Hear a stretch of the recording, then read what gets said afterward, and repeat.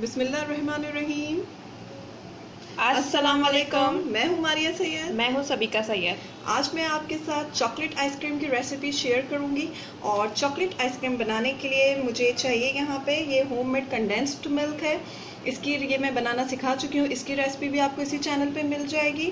लेकिन अदरवाइज़ अगर आप मार्केट से यूज़ कर सकते हैं तो कुमैल के नाम से और भी डिफरेंट नाम से ये प्रोडक्ट मार्केट में अवेलेबल है, आप ले सकते हैं। लेकिन होममेड है तो होममेड आप देख लें।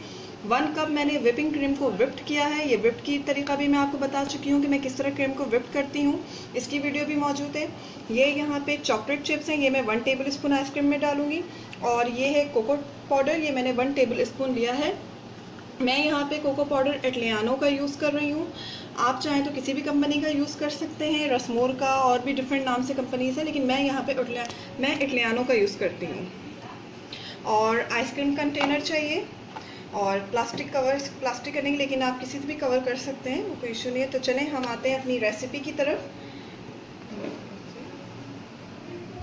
सबसे पहले ये कोको पाउडर को मैं कंडेंस्ड मिल्क में ऐड करूँगी।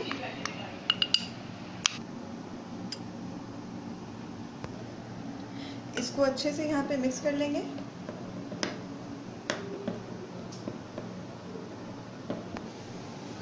मैंने यहाँ पे इस पे 2 टेबल स्पून फ्रेश मिल्क भी ऐड किया है। इसीलिए मैं बार बार यही कहती हूँ कि रेसिपी कार्ड ज़रूर देखिएगा। रेसिपी कार्ड पे सब मेंशन होता है। अगर हम यहाँ पे कुछ इंग्रेडिएंट्स बताना भूल भी रहे होते हैं तो वो हम रेसिपी कार्ड पे सभी को से ज़रूर ऐड कर देती हैं।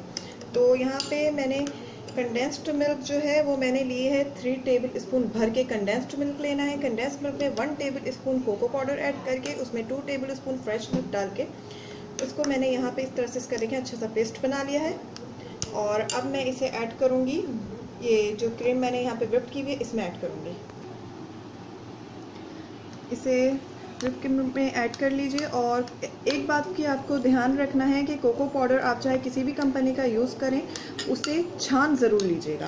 किसी भी किस्म के कोई भी लम्स नहीं रहने चाहिए। छानने से ये है कि वो बिल्कुल फ्रेश हो जाता है और किसी भी किस्म की कोई लम्स नहीं रहते हैं। तो उसको छानने के बाद ही उसको कंडेंस मिल्क में ऐड करें ताकि अच्छा से टेक्स्चर रेडी हो जाए। अब यहाँ पे इसको अच्छे से मिक्स कर लेना है आइसक्रीम के बैटर में, ये व्हिपिंग क्रीम में। ये इसको जो हमने यहाँ पे कंडेंस मिल्क का बैटर रेडी किया है।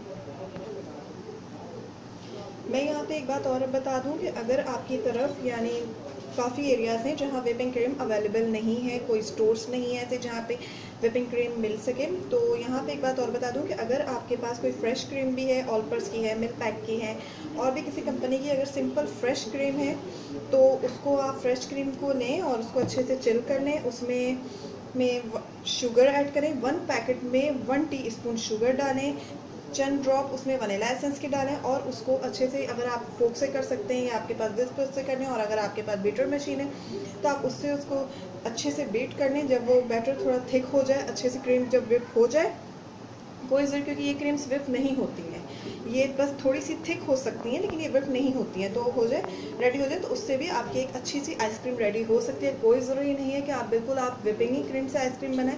आप अगर बच्चों को देना चाहते हैं कि आप घर की बनी हुई चीज़ खिलाना चाहते हैं तो आप उससे भी ट्राई कर सकती हैं। यहाँ पे आइसक्रीम का बैटर देखिए रेडी हो चुका है। ये बिल्कुल मिक्स हो चुकी है अच्छे से।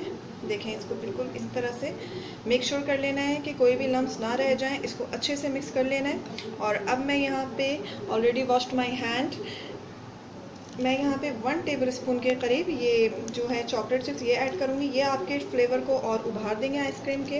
वैसे अगर आप ऐड ना करना चाहें तो ना करें। अगर आप चाहें तो कोई चॉकलेट आपके पास अवेलेबल, आप चॉकलेट्स ऐड करना चाहते हैं कट करके, वो ऐड कर दें।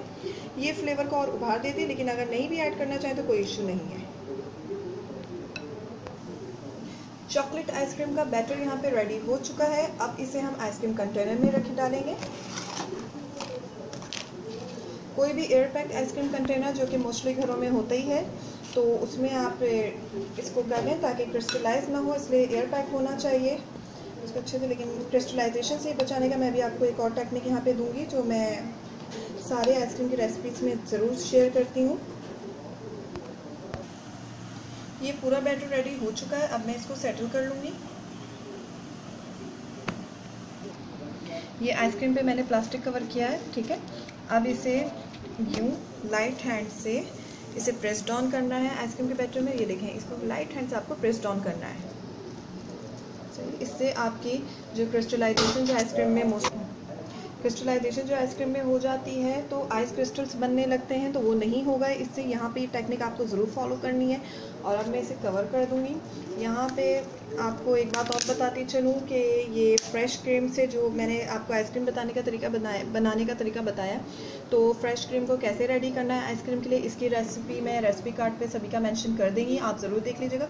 और इंशाल्लाह हम जल्द कोशिश करेंगे उससे भी आपको एक अच्छी सी आइसक्रीम बनाना सिखा दें। चलें, फिर इसको मैं 8 to 12 आवर्स के लिए फ्रीज़र में रखूँगी ताकि ये अच्छी सी जम जाए।